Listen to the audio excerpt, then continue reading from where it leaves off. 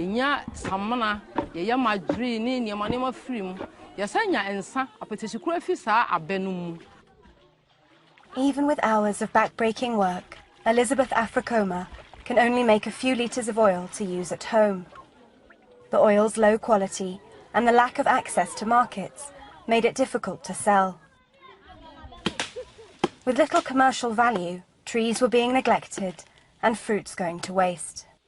And despite their valuable crop, in their village of Adija in central Ghana, Elizabeth and her family were struggling to make ends meet. Oil palm is a cash crop, second only to cocoa in terms of area under cultivation in the cluster. Traditionally, it has not been very much exploited here, but it has the potential to be a great source of income for the community.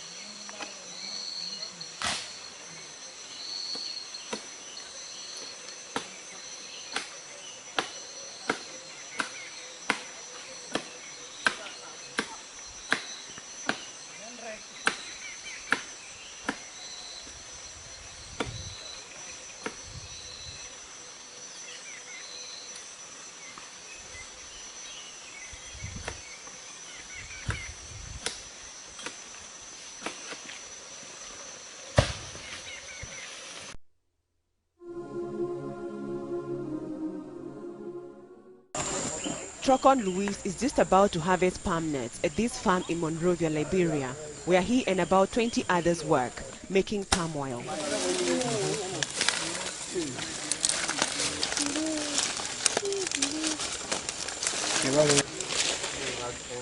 The men run an informal business on this 700-acre plantation that belongs to the government and was started in the 1970s. When civil war broke out here in 1989, the farm shut down. Other leading industries like rubber and timber were also affected. Today, the land is unsupervised and people harvest palm nuts for free.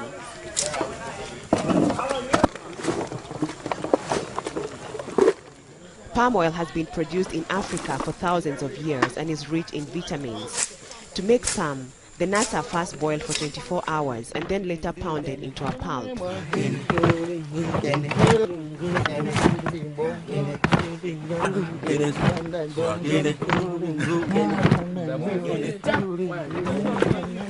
When ready, the pulp is washed in water.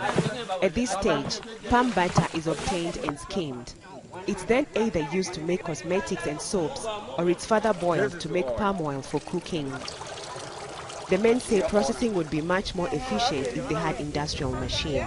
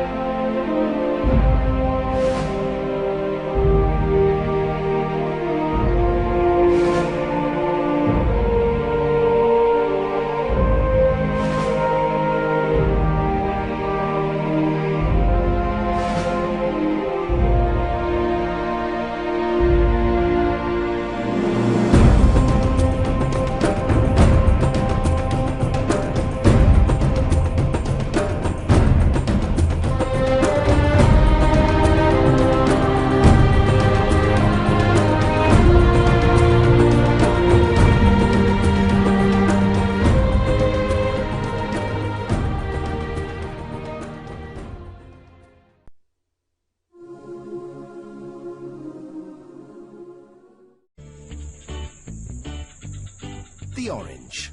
The fruit's so popular, they named a colour after it. America glugs through 2.5 billion litres of the sweet juice every year, and most of it comes from Florida, where they harvest and squeeze over 30 billion oranges a year to keep the juice flowing. In fact, orange trees outnumber people 3 to 1 in Florida, and they produce over 6 million tons of citrus fruit every year. And almost all of it ends up as breakfast orange juice. The fruit might be tasty, but it's not going to make juice if it's left on a tree. They need to be picked, and with millions of oranges ripening at once, they need to be picked fast. If you want to get fruity in a hurry, you need one of these terrifying contraptions. Or as they like to call it here, the Oxbow 3220. This magnificent machine is what's known in the trade as a continuous canopy shaker. And this particular machine was designed by Tom Visser. It engages the foliage of the tree and shakes it to and fro, and the shake is violent enough to sever the fruit stem, and then the fruit falls and gets intercepted. The Oxbow can harvest an incredible 2 tons of oranges every minute. This performance comes at a price. A pair of these mechanical orange pickers will set you back $1 million. Just as well, Tom's got enough work to keep them busy, picking 2 million boxes of oranges, totaling 81,000 tons of fruit per year. Once the oranges have been picked, the race is on to make sure your breakfast OJ tastes as fresh as can be. So the fruit is shipped out in these 400 horsepower transport trucks.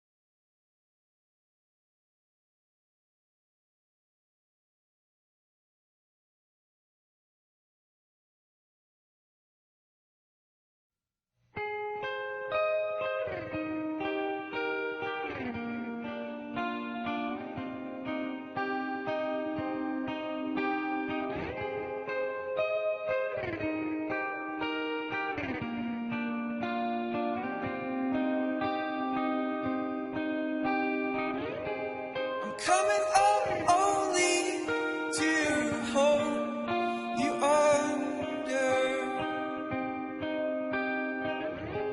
and coming up only to show you wrong.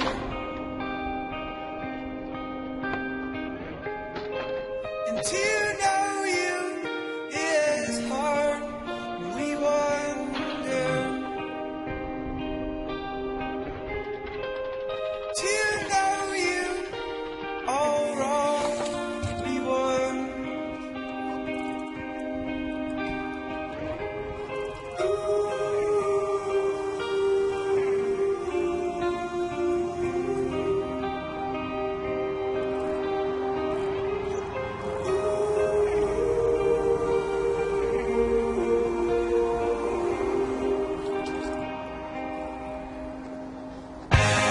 Really too late to call, so we wait for morning to wake you is all we got.